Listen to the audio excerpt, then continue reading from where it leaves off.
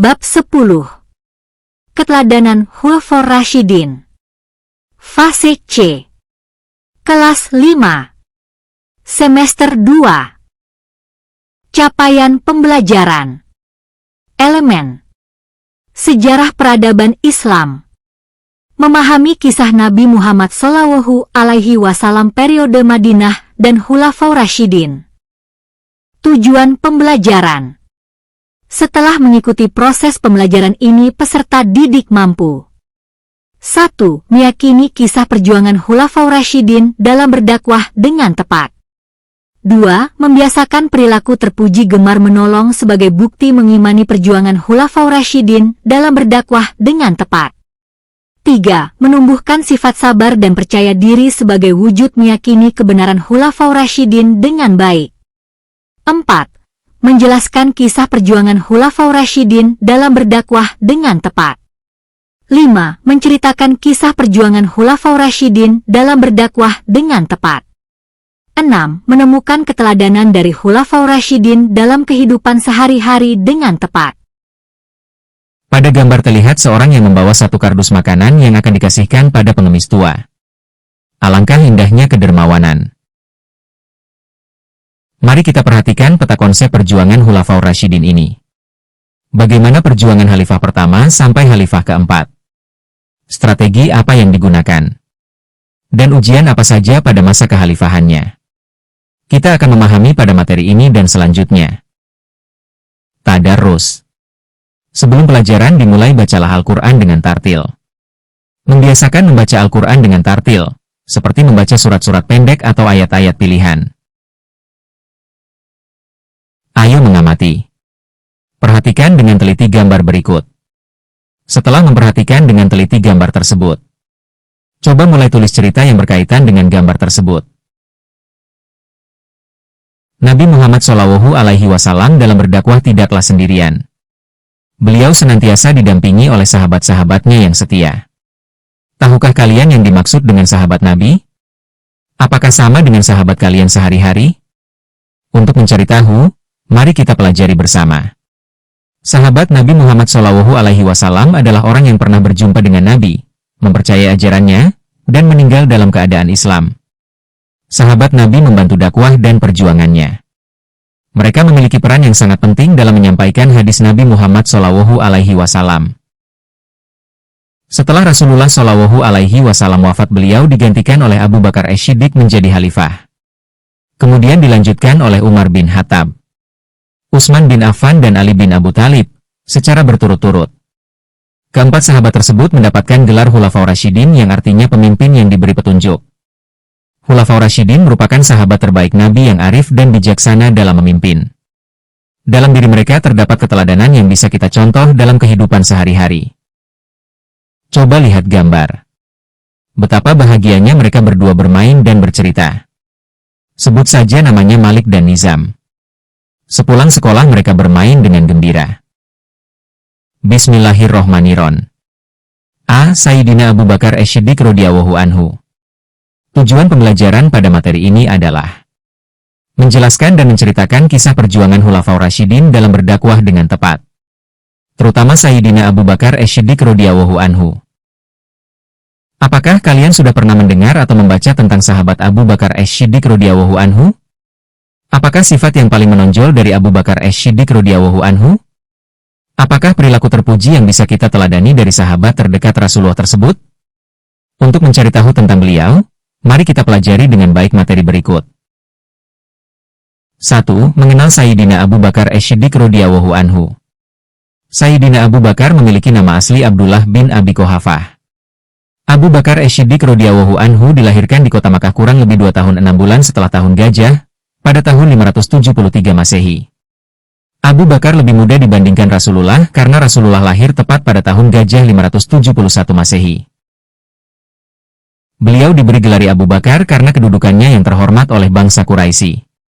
Dan gelar Al-Siddiq diberikan oleh Rasulullah SAW karena sikapnya yang membenarkan peristiwa Isra Mi'raj Rasulullah SAW ketika disampaikan kepadanya. Abu Bakar adalah seorang sahabat yang sangat dekat dan setia kepada Nabi Muhammad SAW. 2. Keteladanan Sayyidina Abu Bakar As-Siddiq. Sayyidina Abu Bakar merupakan khalifah pertama setelah wafatnya Rasulullah Shallallahu Alaihi Wasallam.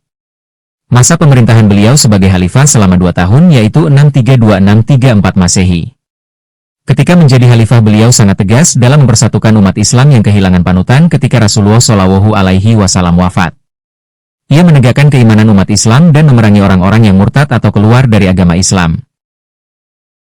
Sayyidina Abu Bakar Ash-Shiddiq adalah pemimpin yang adil dan bijaksana.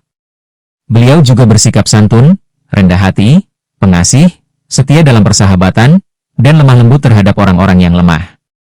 Namun kepada orang-orang yang zalim beliau bersikap tegas.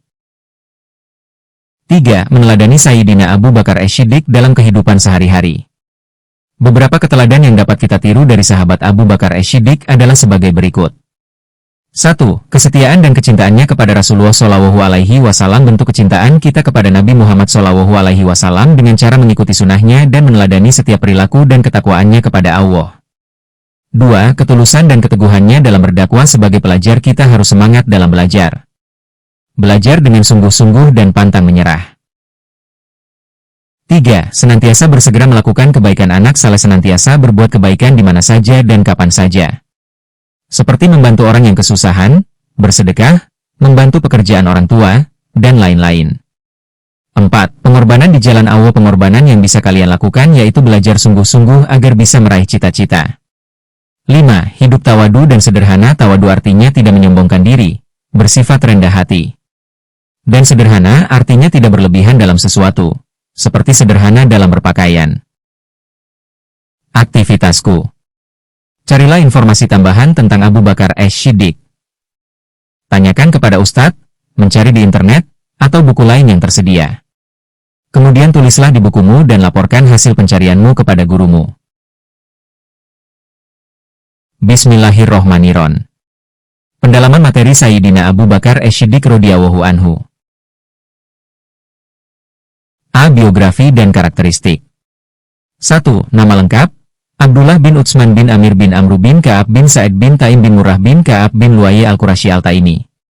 2. Julukan: diberi gelar Ash-Shiddiq, yang berkata benar jujur, dan dipanggil Atik, yang dibebaskan dari api neraka, oleh Nabi Muhammad Shallallahu Alaihi Wasallam.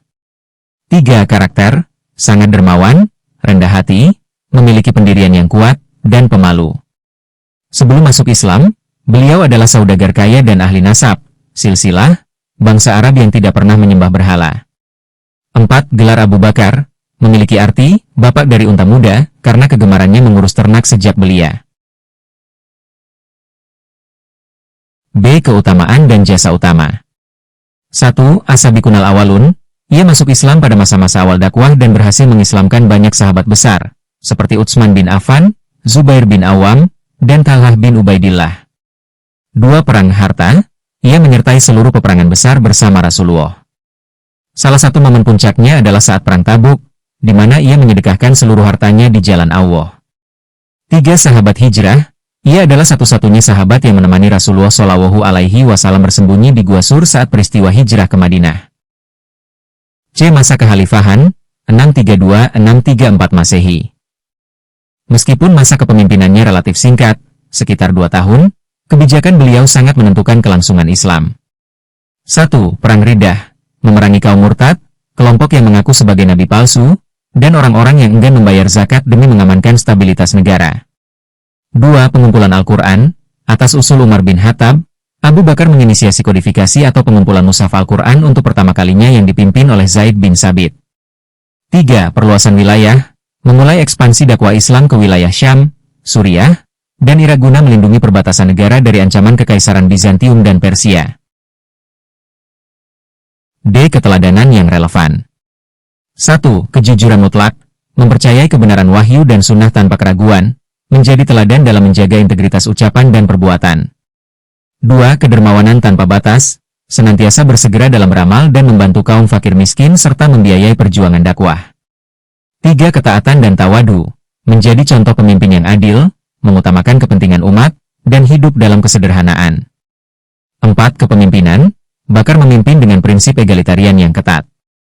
Selama menjabat, ia tetap berjualan pakaian di pasar untuk menafkahi keluarganya. Ia kemudian diberi tunjangan dari Baitul Mal yang jumlahnya sangat pas-pasan, Dan sebelum wafat, ia berwasiat agar seluruh harta dan gaji yang pernah ia terima dikembalikan kepada negara. Wafat dan pemakaman.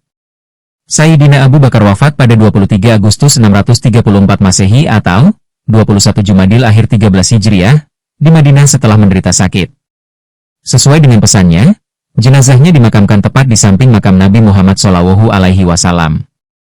Kepemimpinannya kemudian dilanjutkan oleh Umar bin Khattab.